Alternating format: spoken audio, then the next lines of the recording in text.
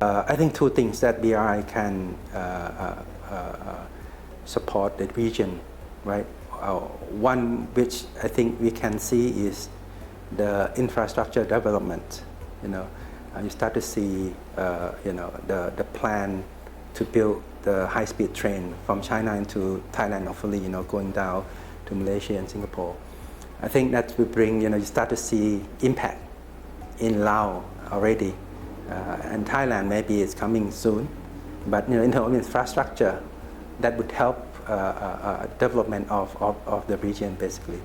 Secondly is the connectivity of the trade flows.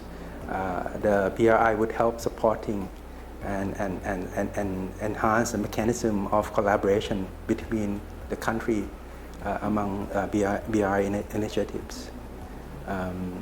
Thirdly, I think it's also there would be a flow of cultural exchange and knowledge exchange between countries, because now people are more connected.